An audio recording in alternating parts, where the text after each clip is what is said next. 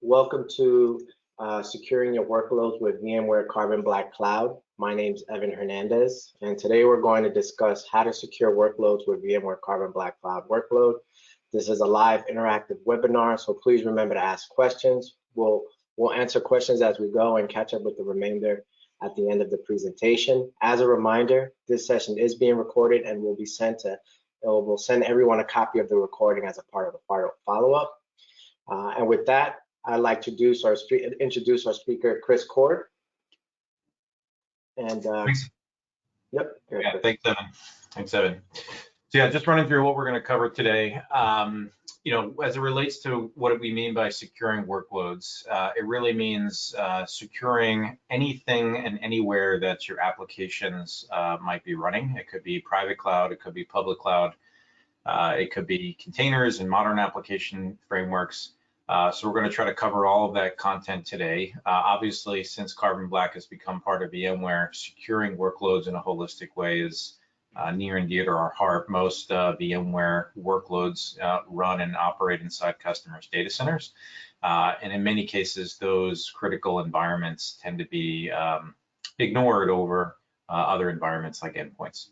So we're going to start by giving a little overview of the Carbon Black Cloud, talk a little bit about the features and functionality that Carbon Black delivers for any environment, whether it's endpoint or workload, and then talk a little bit more in depth about the differences in workload security in particular, and why providing some purpose-built functionality for workload security and some differentiated functionality alongside VMware tech can be critical for securing your most critical assets. And then I want to walk through securing modern application frameworks as well. We'll actually do the demo prior to that, so this agenda is a little out of order. So we'll do a demo after we talk about workload security, and then I'll dive into how we secure Kubernetes and modern application frameworks, and we'll take some questions. So just a quick overview of Carbon Black. The core thing that powers Carbon Black Cloud at the end of the day is a true multi-tenant next generation security cloud. Security has been moving more and more to cloud delivered frameworks. We'll talk about some of the benefits of doing that in a little bit as we walk through the presentation. But at the end of the day, one of the core value propositions is the fact that you're dealing with widespread large amounts of data, petabyte scale data, and you're looking across a number of different customers at any given time and seeing trillions of events per day processed in the cloud. So just a snapshot of Carbon Black Cloud as it exists today. Over 10 million endpoints are protected in the Carbon Black Cloud. These are endpoints and/or workloads. We process 1 trillion security events per day.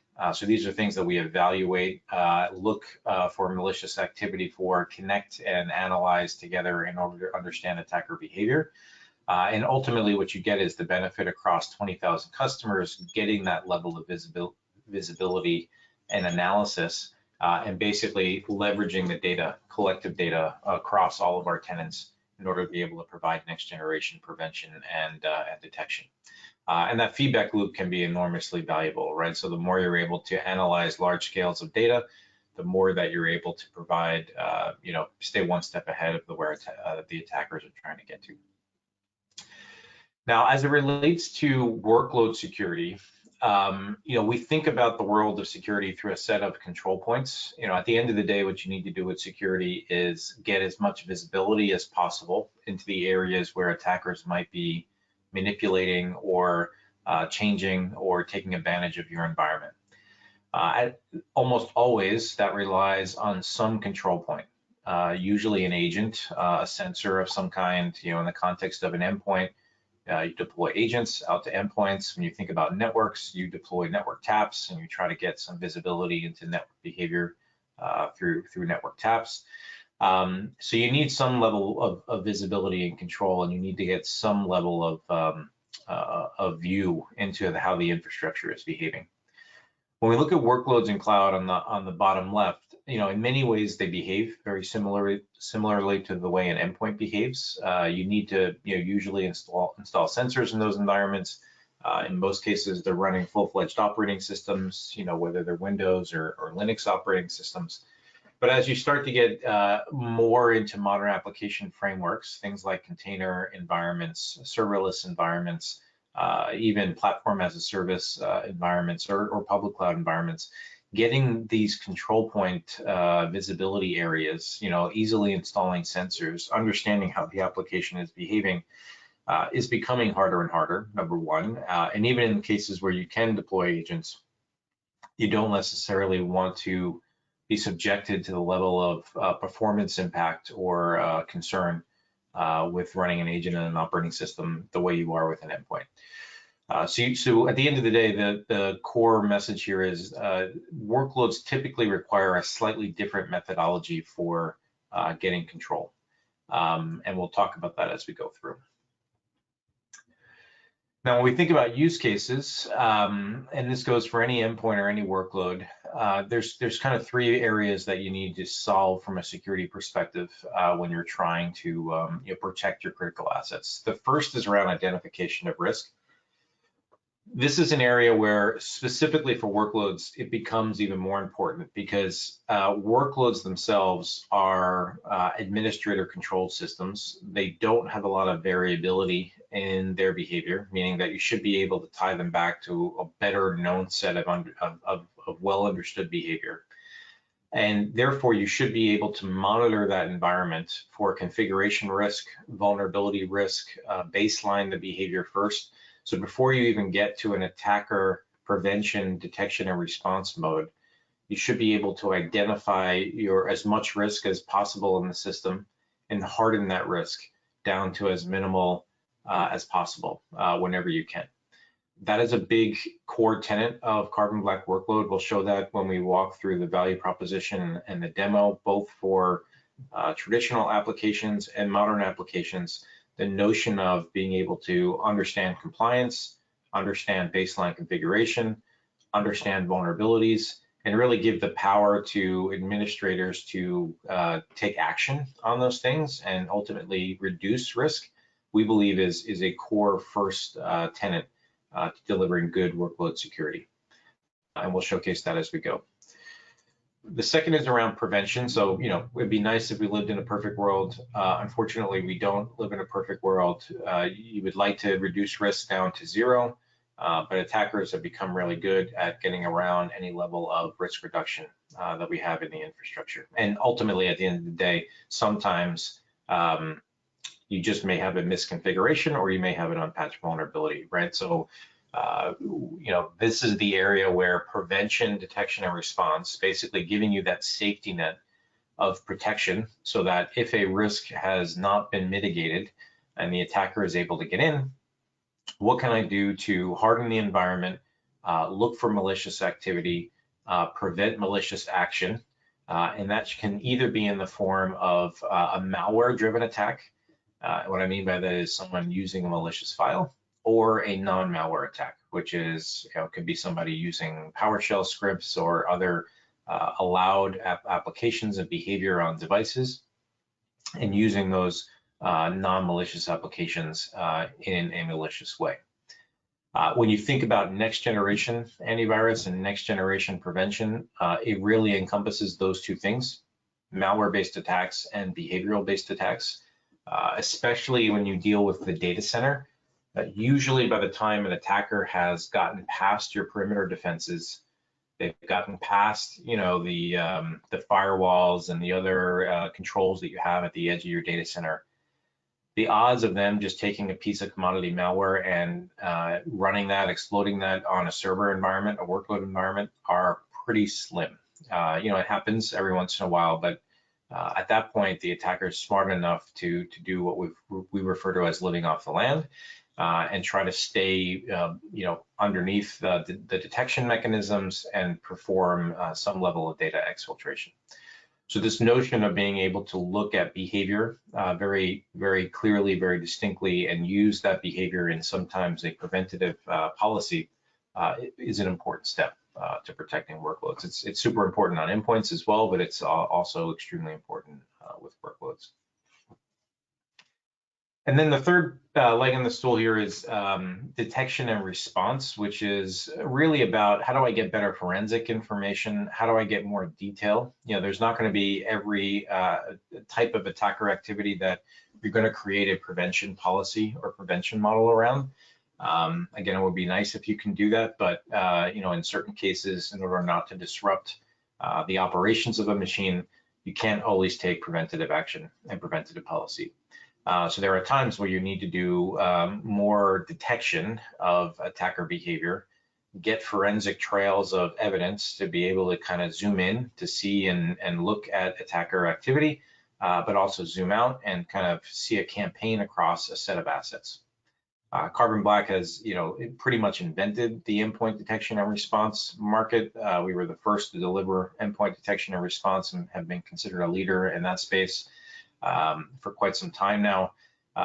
Inside the Carbon Black Cloud, the enterprise EDR capability, really provides full comprehensive visibility into pretty much every event that's occurring on a device, and gives you the ability to look at that in the light of attacker behavior, things like watch lists, but then also take action, respond where necessary, and take the required actions in order to be able to remediate the threat in the beginning.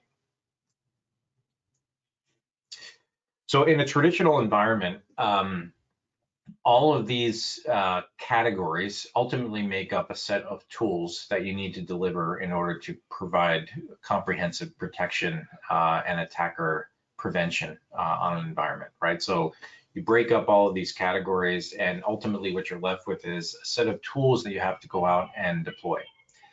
And unfortunately, right, the status quo in the security industry is each one of these tools, like I mentioned in the beginning, the first thing that they have to do is go out and install their control point, figure out a way in which they're going to get access to data, and figure out a way in which they're going to get access to control and behavior. And 99 times out of 100, that usually relies on some agent being installed inside the operating system and some place in which you have to get visibility. So what you're probably dealing with, and this is what customers deal with all the time that we speak to, is agent sprawl, where especially on your servers, you're giving up valuable real estate to all of these security agents that have to be installed and have to be run inside the customer's environment. Hey, Chris, I have a question. How does this affect the workload inside of the environment with all of these agents going on? Yeah, I mean, so that's a great question. So ultimately, right, everything that you have to run inside of an operating system, what it's doing is it's trying to access the same data, right? So think about an event that occurs on an endpoint or a workload, a file trying to load into memory, and a file trying to execute. That singular event, ultimately, every one of these tools is trying to hook and see and register on those events to try to make their own security determination on whether that event is good or bad. When you start to stack a set of agents, right, sometimes 10, 12, 13 agents on workloads, all of them registering on the same set of events inside the endpoint or workload, what you're doing is you're basically just killing system resources ultimately by having just repetitive actions. The operating system has to report these events to every agent that's installed and registered to get this level of data and notification. And ultimately what you're doing is just wasting a bunch of assets on your environment in order to serve the needs of all these different security products. So what you tend to see is a stacking, I'll call it a stacking behavior, where the operating system performance starts to degrade even more as you start to deploy more and more agents inside the operating system. I mean, and as it relates to workloads, you're robbing yourself of critical application processing on the CPU. You're robbing yourself of critical memory. In many cases, that can actually affect your bottom line because if you look at the way customers try to deploy virtual machines in the data center, they try to get as much utilization as possible in the data center. So the more compute capacity that you're taking up for security tools, unfortunately, the less compute capacity you have for your core applications, right? And you wind up paying more for your core compute. So that's really the problem here, which is the stacking of security tools creates significant performance degradation. And ultimately, it's just a pain for people to manage, right? Because they have to manage all of these different agents. Right. So the primary value proposition of the Carbon Black Cloud is really the consolidation of these agents and the consolidation of these use cases into a single sensor, single data stream, single backend platform environment, right? So again, this is the power of leveraging a cloud platform to really deliver security in a holistic way. As soon as we have data coming off of an endpoint, as soon as we have that control point on an endpoint or a workload, we're then able to use the same backend system, have a single data stream coming off of that environment, that workload, and then stack the use cases, whether it's endpoint detection or response, or next generation antivirus, or vulnerability management. Those use cases can be delivered as a service inside of the SaaS console, leveraging the same data stream, versus having to go out and install separate agents, separate sensors in every environment. And again, this rings true for any place, whether you're doing this on an endpoint or a workload. But as you start to look at where it provides the most value, having a single sensor, single data stream, and easing the management burden on workloads, as we mentioned before, it takes a heightened importance, right? Just given the criticality of those environments. And like I mentioned in the beginning, you're dealing now with trillions of events being centralized into a single cloud backend system. That centralization of data allows you to perform a lot of analytics on that information. So again, the benefit of having that petabyte scale data in the backend is you can now use data techniques that previously couldn't necessarily be done if you were trying to have siloed environments at every single customer, because in those cases, there's typically not enough data volume in a single tenant in order to be able to run true analytic and correlation based techniques. And this is a fairly recent phenomenon. So I would say, it wasn't until maybe 5 years ago that cloud backend, public cloud backend environments were able to handle this level of data at scale and do it in a way that was cost effective, such that you can deliver endpoint and workload security at the price point that customers expect, and do it in a reliable fashion, and effectively leverage the cloud platforms as scaling mechanisms in order to handle data at this volume. So I would say this is a relatively new kind of trend in the security space. There's obviously been a few vendors who have led that trend, but we're still, I think, in the infancy of a lot of the adjustment and changes of the cloud being used as a tool in the security arsenal, the same way that it's been used as a tool in other environments like sales and marketing applications where you deal with large amounts of information. I think in these cases, security is more and more starting to trend over into being a cloud delivered service for all the reasons that we mentioned before.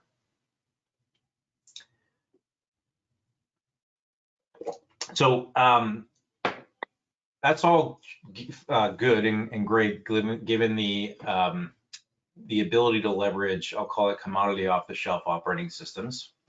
And like I mentioned, all of those value propositions exist any place that Carbon Black runs, whether they're running on an operating system on an endpoint, or whether they're running on an operating system in your data center or in the public cloud.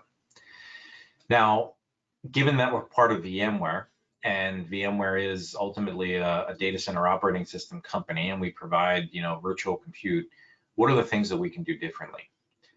The first, and I think most important, is I mentioned all the reasons that Carbon Black provides the benefit of creating a single sensor and single data stream model. But when you're dealing with vSphere environments, we can actually remove completely the burden of agent deployment and agent lifecycle management. And we'll show this live, but the way in which we do this is we actually leverage the core virtualization layer, meaning the thing that runs underneath the operating system. So think about virtualization as being that software layer that sits in between hardware in your data center and the virtual compute environment, the operating systems that are running inside the virtual machines.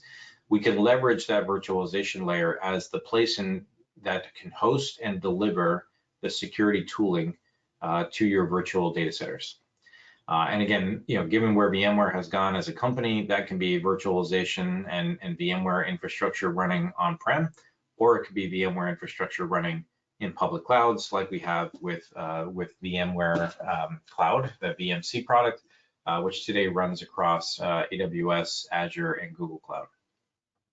So that benefit of basically taking all of those use cases that I described and turning it into a single enablement button inside the vSphere software layer is enormously powerful, because it takes an even greater burden off of managing and deploying agents, and ultimately can run security tooling in a more secure way, because the virtualization layer is kind of acting as a protection mechanism. It can run it in a more secure way than what you can do if you were running just a standard agent inside the OS. So we'll showcase that, but that's a huge benefit. The second is around helping you identify a greater deal of vulnerabilities and a greater deal of potential risk in the system, and giving you more information about how critical those vulnerabilities are. So again, this is an area where a lot of security tools fall short. They tend to focus only on the threat landscape. They tend to focus only on the attack landscape. That is important. That is something that we want to do. But ultimately, when you're dealing with workloads in particular, we want to be able to identify vulnerabilities as early as possible in the life cycle, give you clear and well understood direction on how risky those are, and then align that information on the third point so that the IT administrators, the people that are usually responsible for patching, are actually using the same data and working off the same information as your security operations team. Again, we'll show that as we go through the demo.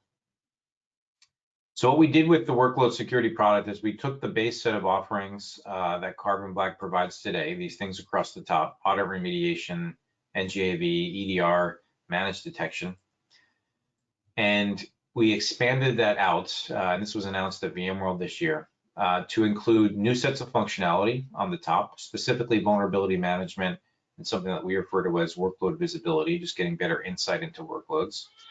And in addition, expanded that out on the bottom to include virtual machine environments, so VMware environments, where it's actually built right into vCenter, as well as core security for container environments, things that are running on top of Kubernetes, where you can actually deliver security for modern applications.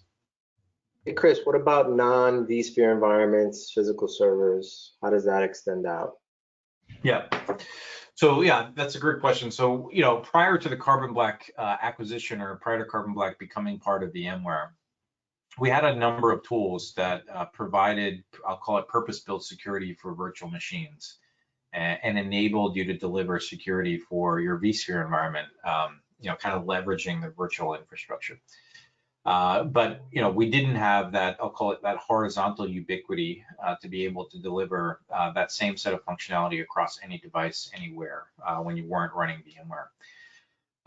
So the Carbon Black, just given the fact of Carbon Black's history, that it comes from a endpoint security mindset, and it comes from a, I'll call it a CISO mindset of horizontal support first. We have the ability of covering any environment on the bottom, any Windows, Mac, Linux operating system, anything running in your core public cloud environments, Azure, Google Cloud, or AWS natively, that isn't necessarily running VMware. All of those things can be covered by just simply deploying the Carbon Black Cloud sensor into those operating systems. And the data gets reported back into the Carbon Black Cloud, the same multi-tenant Carbon Black Cloud, in the exact same way as if you were running an agentless capability with vSphere.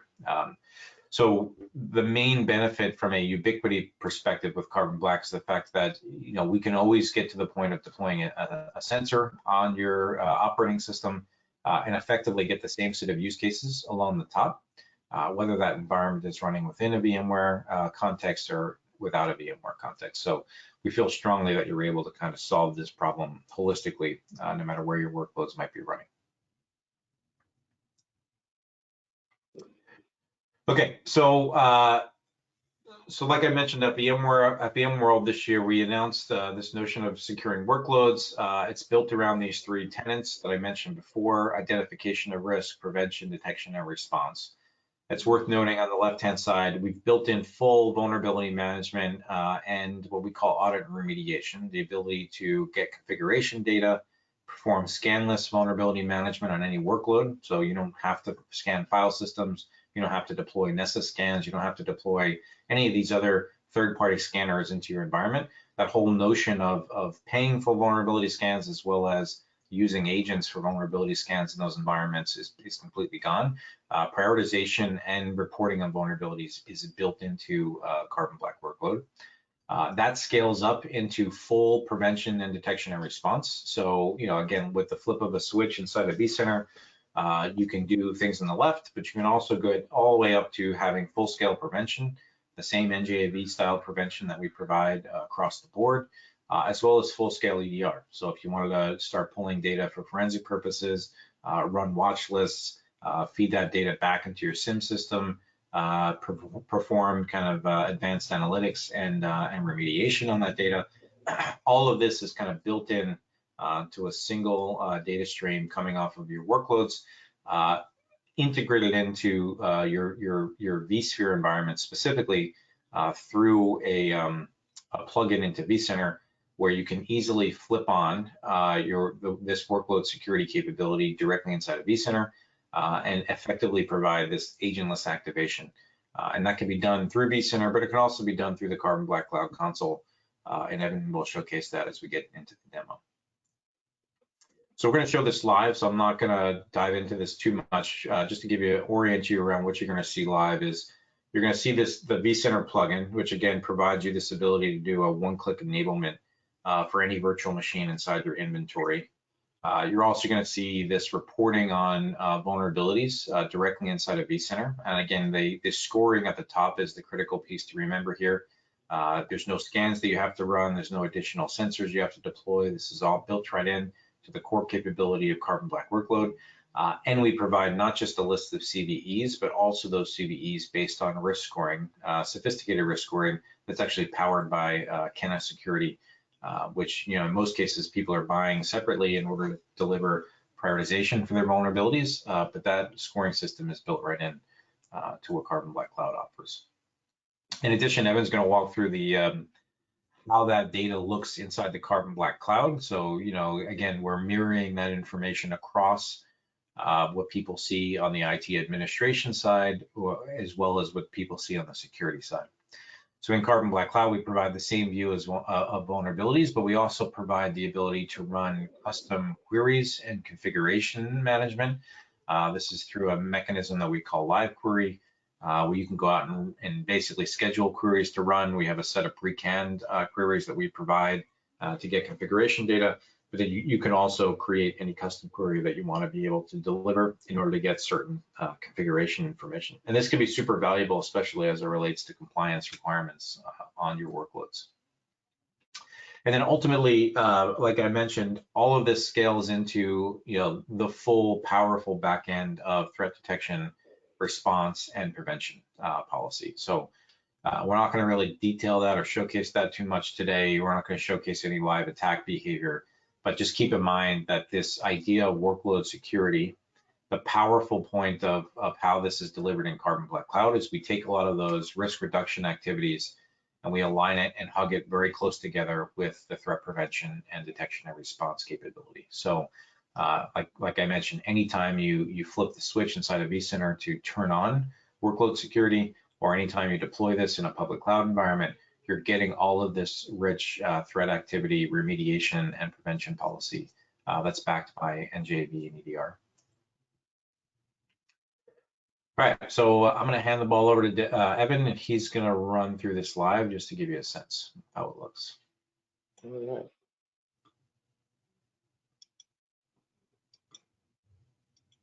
Oh, I gotta find my name.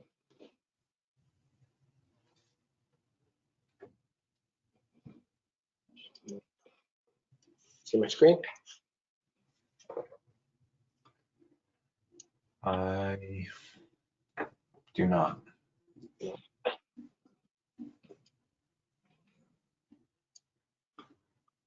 I can see your screen, Evan. You're good. Okay, perfect.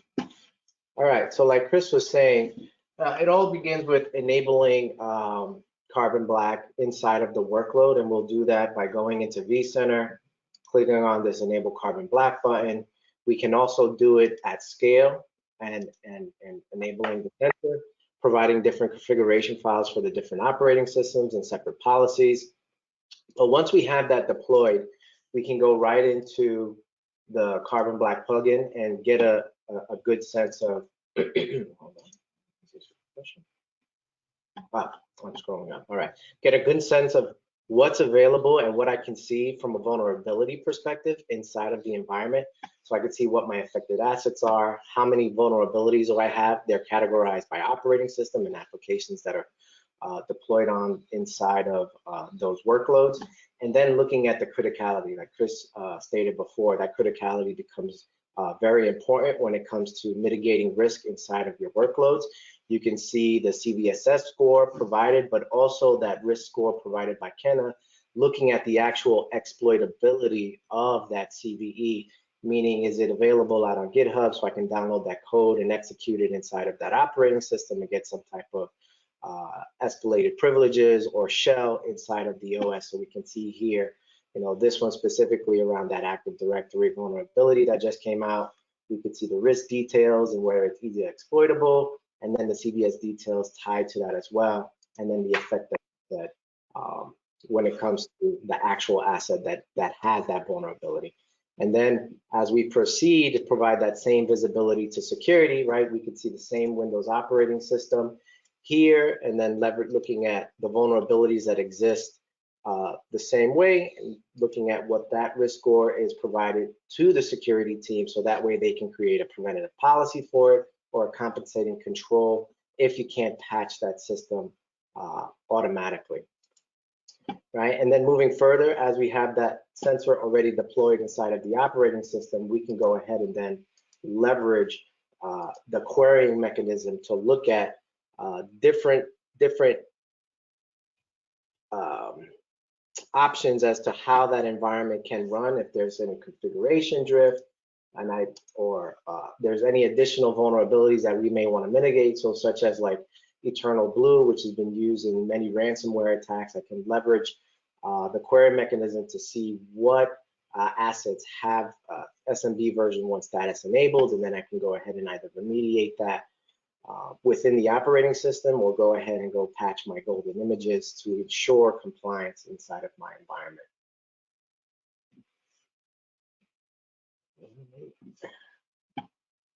Awesome. Pass it back to you, Chris. So yeah, so like I mentioned, I think the cool thing here is really about how we can align that view across the IT administrator and the security team, and really the ability for them to work off of the same sets of information, you know, between the tools that they're most comfortable in. You know, IT administrators don't have access to back-end security tooling, but yet they're usually the ones that have to responsible for things like patching the environment, reducing vulnerability risk, changing configuration data. So this idea that, you know, providing them that information natively in the place in which they're most likely to consume it, which is, you know, the tool like vCenter, you know, can really help close that loop as quickly as possible. And then I think the whole reduction of sort of sensor management and sensor deployment tremendously powerful. Yep. So lastly, before we take questions, I just want to talk a little bit about modern workloads, right? So clearly, as we start to move into you know, more public cloud and modern application environments, you're getting less and less of the ability of doing any level of, I'll call it, operating system-based management and detection, right? So the trend lines here are pretty clear. You know, as we start to look out, you know, in the next 5 years, you're going to see more and more environments, more and more applications running on top of containerized infrastructure, as well as starting to have a more DevOps-centric approach to how they deliver applications. Just to give you an internal story, you know, we're in the process of updating all of our Carbon Black cloud infrastructure. Again, this is an application that serves 20,000 customers, millions of endpoints. It was probably various services in the cloud were running on Kubernetes. We're in the process of updating the entire, cloud backend to be fully delivered via Kubernetes infrastructure. And the expectation is, early next year, it'll be an entirely Kubernetes-focused backend cloud platform. And that's not, I don't think that's a singular, I don't think that's unique to us, right? I think every customer that has any level of application that is serving business requirements, business needs, will ultimately start to look at modernizing that infrastructure or modernizing that application stack to be delivered via Kubernetes. So what does that mean from a security perspective, and what does that mean for securing your environment, right? So if I consider workload in the context of I want to secure everywhere that I have critical apps and critical data, what should I do if I start to see applications be delivered via Kubernetes? Well, unfortunately, the Kubernetes stack introduces a new kind of paradigm in the way in which workloads are delivered, right? So you have the data center, you have infrastructure, but ultimately that infrastructure is not as aware of the applications that are running on top of it. Instead, what you have is a quote unquote orchestration layer, something that is responsible for maintaining the surface area of the application and maintaining the footprint of the application, and ultimately manipulating hardware resources in order to deliver the application appropriately. And then inside of that orchestration layer, you have containers, which are actually, think of those as your compute capacity or compute nodes.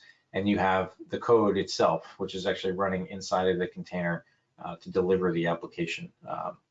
Now, as it relates to a security perspective, the container itself does have some risk and does have some security profile that you have to manage.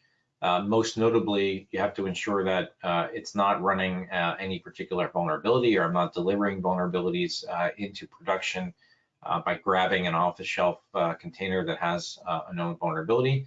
You do have to make sure that those containers are running with the appropriate permissions, not necessarily allowing them to run with root privilege, not necessarily allowing them to communicate in an unrestricted manner, and obviously not necessarily allowing them to execute malicious software.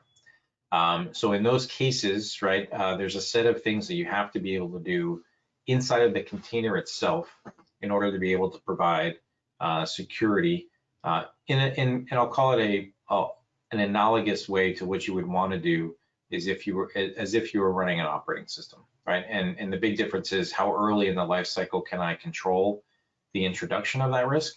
But at the end of the day, you're still trying to solve similar problems, which is reduce vulnerabilities, reduce misconfiguration, and not allow malicious activity to run. Now, the complicated factor here is the Kubernetes layer, this unified infrastructure API. If you think about that Kubernetes orchestration bucket that we've blown up here, introduces a new set of security risks, right? It introduces the notion of provisioning load balancers, provisioning the network, provisioning role-based access and secret privilege, allowing remote access in and out of containers. That Kubernetes layer itself, regardless of how you protect the container, provides some potential opportunity for misconfiguration, some potential opportunity for a vulnerable config, some potential opportunity for security risk. So in order to properly solve that security challenge, you have to be able to not just focus on container behavior, but also focus on the Kubernetes orchestrator itself. It's a pretty powerful mechanism. It effectively has, full control over your entire application stack, and given that level of power, it produces a lot of potential risk. Your developers want to be able to have direct hands-on access to the Kubernetes layer. I mean, that's what they use effectively to run their applications at scale. So when you do that, it starts to create an increased amount of dependency on different profiles, these DevOps personas, but it also starts to create a lot of complexity in how your applications communicate to each other, how traffic communicates, and it's not as easily tracked to a kind of a single sensor type of environment. So for security teams, and I hear security teams all the time, see this kind of risk coming or see this, this wave coming, but unfortunately today do not have a lot of tools at their disposal in order to be able to solve this challenge. And there's been a set of container security tools that have been out there that focus a lot on vulnerabilities. They tend to, I'll call it, sell into the DevOps organizations and kind of put the burden on the DevOps organizations to provide their own security. But ultimately, if you're application owners, you're not necessarily concerned about security on a day-to-day basis. You're usually concerned about operations, uptime, performance. So you really need security to own a lot of these use cases. And ultimately, our belief is by providing embedded modern application security inside of the Carbon Black Cloud console and inside of Carbon Black Workload, we have the ability of actually creating a much more aligned and integrated workflow for our customers so that the security team can really take back control of ensuring that these modern application frameworks are secure. And we do that throughout the entire life cycle. So, I mentioned, how Kubernetes requires you to do a little bit more upfront to control things at the build and deploy phase.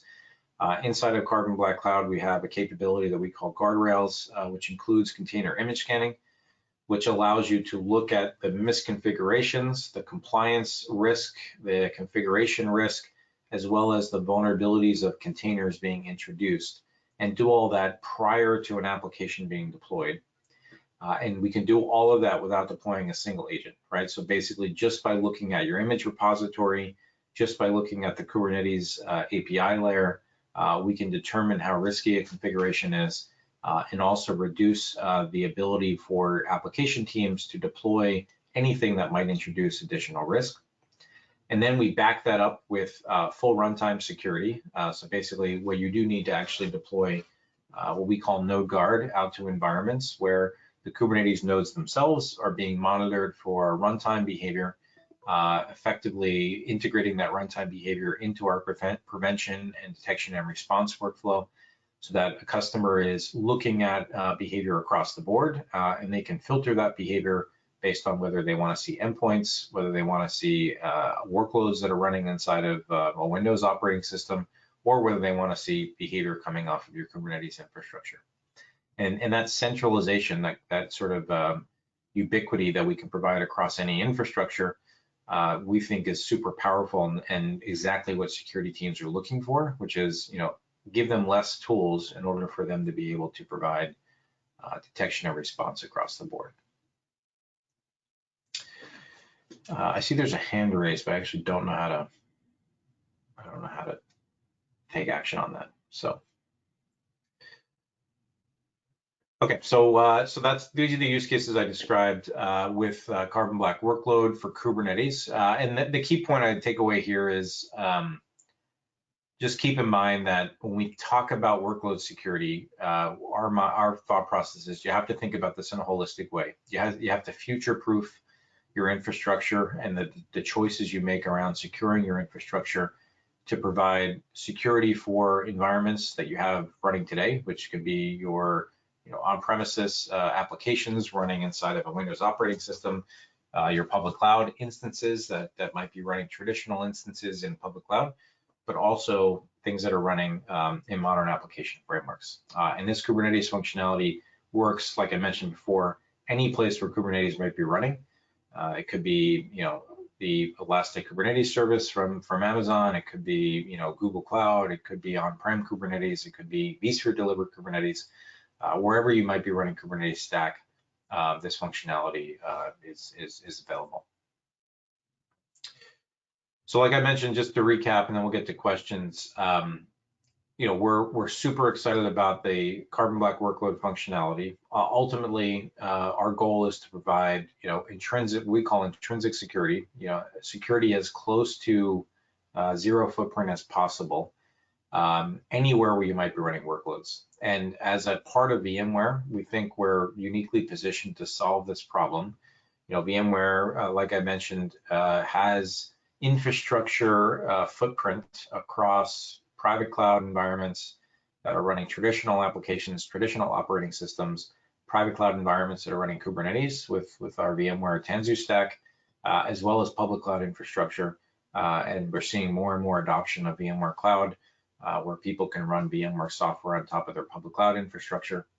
All of that virtual compute layer provides us a really unique ability to create intrinsic security, click of a button security, things that you can really embed into the entire application stack. And that's really where Carbon Black Cloud plays, and we think it can make a tremendous difference in sort of really securing critical assets inside of our customer environment. So just a few places to learn more. Obviously, you can look at some of the written materials and look at the data sheet, as well as blogs and introduce Carbon Black Workload. Again, all of this came out at VMworld this year, which was all virtual, but there's a lot of great on-demand content that you can take a look at in the VMworld sessions to be able to see a lot of these capabilities live. You can also just, reach out to your sales contacts and request a live demo, and we can run through a full live demo for your environment.